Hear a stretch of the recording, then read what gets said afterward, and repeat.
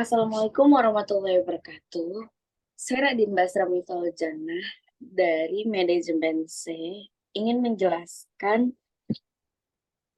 aspek hukum tentang hukum konsumen.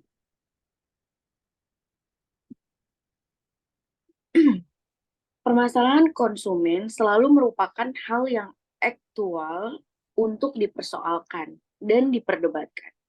Masalah konsumen adalah masalah manusia yang tentunya juga berhubungan dengan kesehatan manusia dan tidak lepas dari unsur di luar kesehatan, antara lain unsur keagamaan. Sesungguhnya masalah pelanggaran hak-hak konsumen di Indonesia sudah terlalu banyak terjadi, tetapi sebagian besar masyarakat membiarkan kasus yang menimpanya dengan berbagai alasan dan pertimbangan. Alasan yang paling sering dijumpai adalah tidak mau repot dan khawatir urusan jadi besar dan bertele-tele dan tidak mau berurusan dengan polisi. Akibat dari pesimis masyarakat untuk melakukan pengaduan atas masalah tersebut menyebabkan para pengusaha dan pemerintah tidak menyadari hal yang diakibatkan tindakannya jika tidak ada pengaduan konsumen.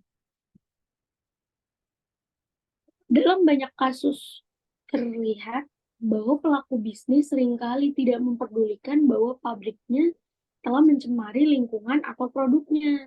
Ternyata mengakibatkan penyakit bagi konsumen. Oleh karenanya, untuk memberikan perlindungan hukum baik kepada konsumen maupun produsen, maka Undang-Undang Nomor 8 Tahun 1999 tentang perlindungan konsumen dan produsen. Posisi konsumen dalam perdagangan bebas. Situasi akhir-akhir ini mendesak pemerintah dan pelaku usaha untuk segera memulihkan kegiatan bisnis dan perekonomian seringkali dihadapkan pada persoalan perlindungan konsumen.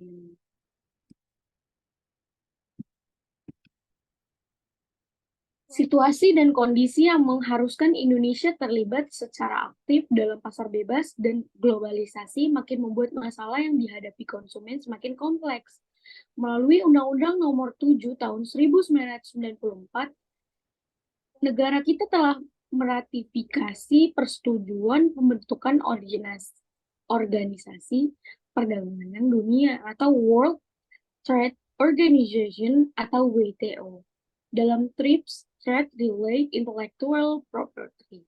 Antara lain disebutkan bahwa negara anggota wajib melaksanakan ketentuan tentang penggunaan merek sebagai upaya untuk melindungi konsumen sebagai korban peniruan merek. Misalnya dalam kasus Nike di Indonesia, Mahkamah Agung Republik Indonesia berpendapat bahwa menggunakan merek terkenal di dunia internasional tanpa izin juga mengelabui konsumen seolah-olah barang yang dipalsukan mereknya tersebut barang asli. Selain itu, pada peraturan yang tercantum dalam GATT atau General Agreement on Traffic and Trade mensyaratkan pencantuman indikator atas asal barang impor sebagai upaya untuk melindungi konsumen. Bisa dilihat dari sisi perlindungan konsumen menghadapi sistem perdagangan bebas. Maka posisi konsumen ada pada dua sisi. Yaitu apa aja nih?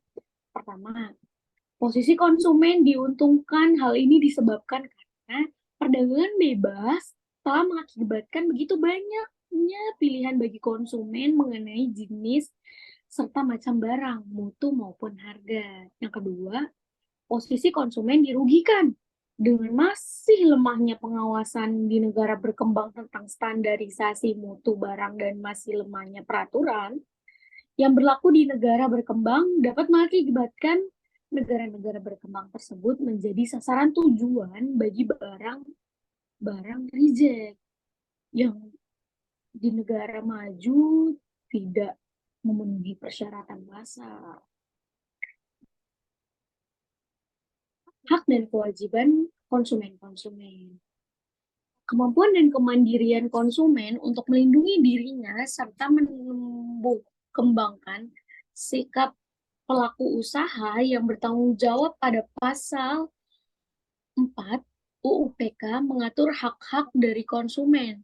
Hak-hak konsumen tersebut adalah pertama, hak atas kenyamanan, keamanan, dan keselamatan atas barang dan jasa. Yang kedua, hak untuk memilih barang dan jasa. Yang ketiga, hak untuk mendapatkan informasi yang benar, jelas, dan jujur atas barang dan jasa. Yang keempat, hak untuk didengar pendapat dan keluhannya. Yang kelima, hak untuk mendapatkan bantuan hukum advokasi, perlindungan, dan penyelesaian sengketa. Yang keenam, hak dalam pembinaan dan pendidikan konsumen. Yang ketujuh, hak untuk diperlakukan secara benar, jujur, dan tidak diskriminatif. Yang ke-8, hak untuk mendapatkan kompensasi atas barang atau jasa yang merugikan. Yang ke-9, terakhir, hak yang ditentukan dalam perundang-undangan.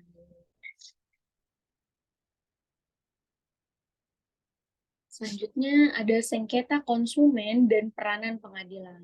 Perbedaan kepentingan antara konsumen dan pelaku usaha mengakibatkan kemungkinan terjadinya sengketa konsumen cukup besar. Cara penyelesaian sengketa konsumen secara khusus sesuai UU PK memberikan berbagai manfaat dan konsumen maupun juga bagi pelaku usaha, bahkan juga pemerintah, yaitu mendapatkan ganti rugi atas kerugian yang diderita, melindungi konsumen lain agar tidak mengalami kerugian yang sama, satu orang mengadu sesuai prosedur, maka sejumlah orang lainnya akan dapat tertolong. Menunjukkan sikap kepada masyarakat pelaku usaha supaya lebih memperhatikan kepentingan konsumen. Pengaduan dapat dijadikan tolak ukur dan titik tolak untuk perbaikan mutu produk dan perbaikan kekurangan lain yang ada. Dapat sebagai informasi dari adanya kemungkinan produk tiruan. Berdasarkan pasal 46 ayat 1, UPK dinyatakan bahwa setiap gugatan atas pelanggaran pelaku usaha dapat dilakukan oleh seorang konsumen yang diragukan atau ahli yang waris yang bersangkutan, sekelompok konsumen yang mempunyai kepentingan yang sama, lembaga perlindungan konsumen, swadaya masyarakat yang memenuhi syarat, pemerintah dan instansi terkait apabila barang atau jasa dikonsumsi atau dimanfaatkan mengakibatkan kerugian materi yang besar atau korban yang tidak sedikit. Gugatan yang diajukan oleh sekelompok lembaga konsumen, lembaga perlindungan konsumen, swadaya masyarakat, atau pemerintah tersebut di atas hanya dapat diajukan kepada peradilan umum. UPK mengakui adanya 3 jalur penyelesaian sengketa konsumen yang dapat dilakukan.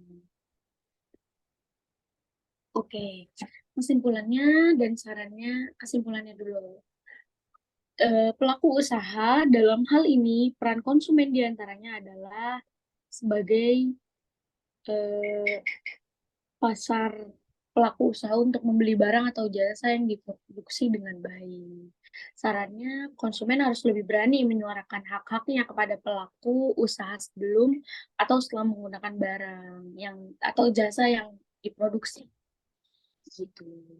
Sekian dari saya, mohon maaf bila banyak salah kata dan salah kalimat. Wabillahi taufiq walhidayah. Wassalamualaikum warahmatullahi wabarakatuh.